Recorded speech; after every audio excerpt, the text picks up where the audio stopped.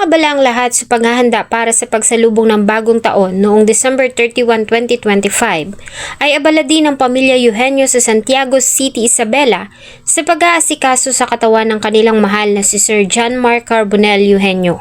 Natagpuan ang katawan ni Sir Gayem na wala ng buhay sa loob ng inuupahan niyang boarding house noong December 30, 2025. Ano ang nangyari sa kanya at sino ang salarin? Wala nang buhay na matagpuan sa inupahang kwarto ang isang guro sa Barangay Villasis, Santiago City.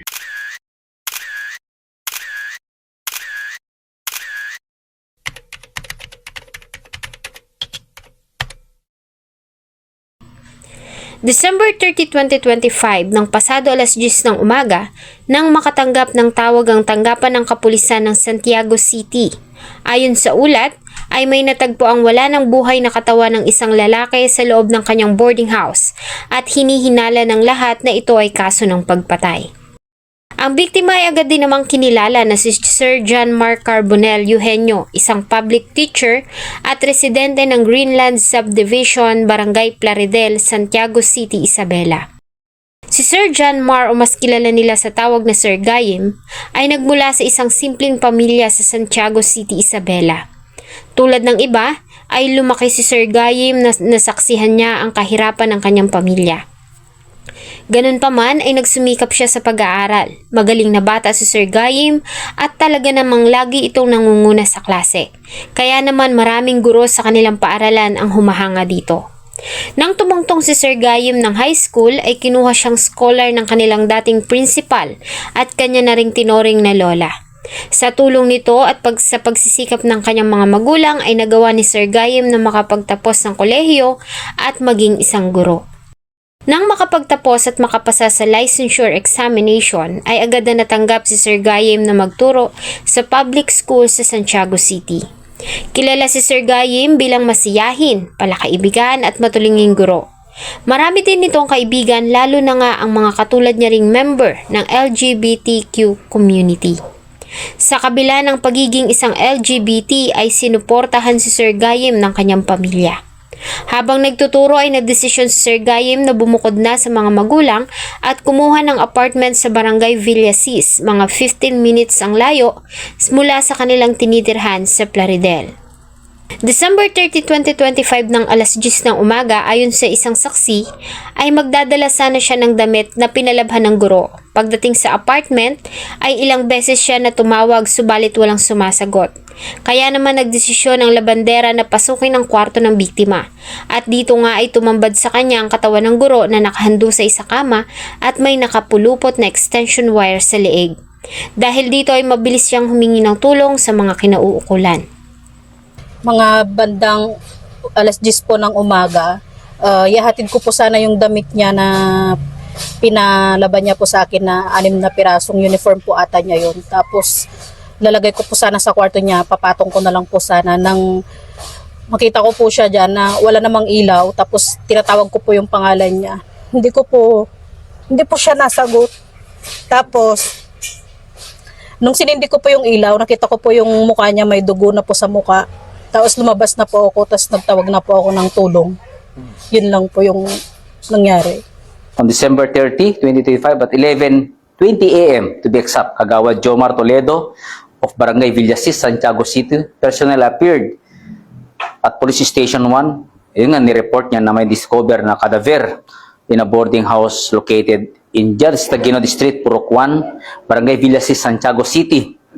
Yun nga, na-identify natin na this was John Mar Carbonell Eugenio, 31 years old, single, at saka sabi ko LGBT po sir, public school teacher and residence of Greenland Home Subdivision, Barangay Plaridel, Santiago City.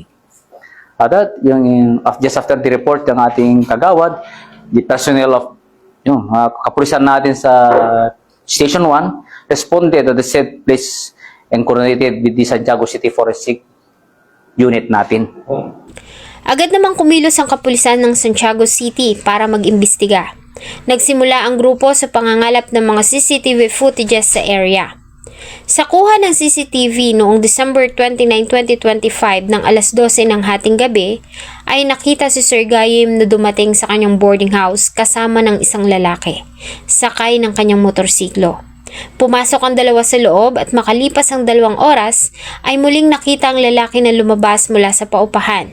Sa pagkakataong ito ay may dala na itong backpack at umalis ito gamit ang motorsiklo na pagmamay-ari ng biktima.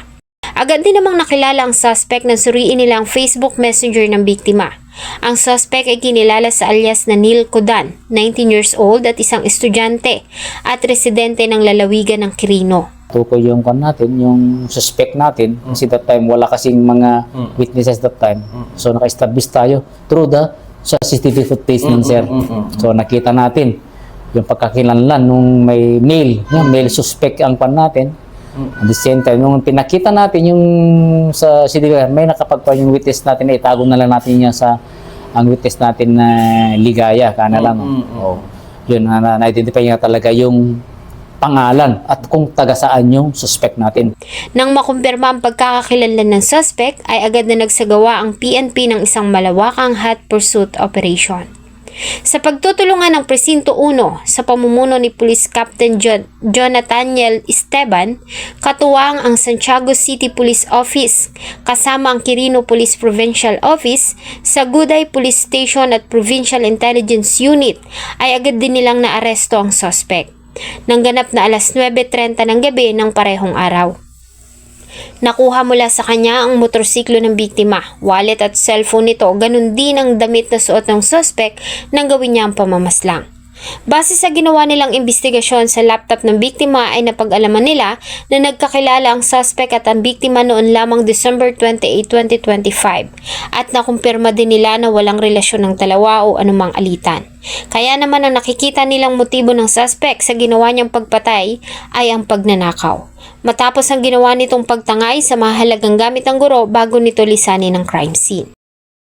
On that time, kaagad na nagsagawa ng ating kapulisan ng Santiago City Police Office in coordination na rin sa Quirino Police Provincial Officer. Kasi doon yung nakakuha yung suspect. At na around 9:30 PM to be exact, nahuli natin yung suspect. Oo. Sir, nung nahuli ko, hindi ba ito nanlaban man lang yung suspect? Ay, hindi po sir. Kung naman siya kasi talagang wala naman siya natakbuhan kasi napan ng tropa natin.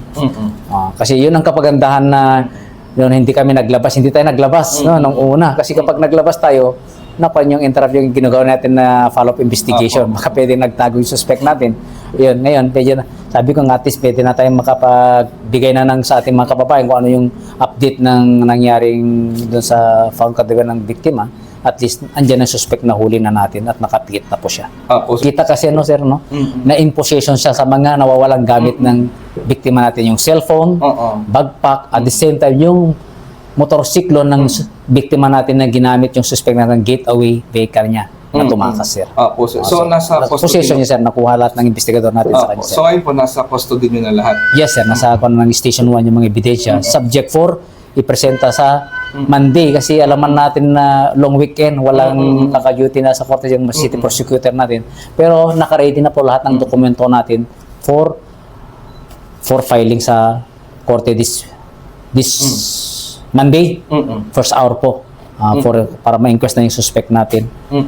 Yung kinakuha natin na based sa mga ebidensya na natin, naka-ready po natin na file na kaso is robbery with homicide and karnaping po, sir. Sa ngayon, ang suspect ay nasa pangangalaga na ng Santiago City Police at nahaharap sa 3 kaso ng karnaping, theft at pagpatay. Mamimiss naman ang kanyang pamilya, mga kaibigan at estudyante si Sir Gayim. Marami pa sana siyang batang matuturuan at magagabayan patungo sa magandang kinabukasan.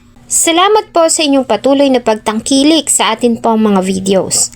Huwag niyo pong kalimutang mag-iwan ng inyong salubin at suggestion sa atin pong comment section. Thank you so much po and see you on my next video.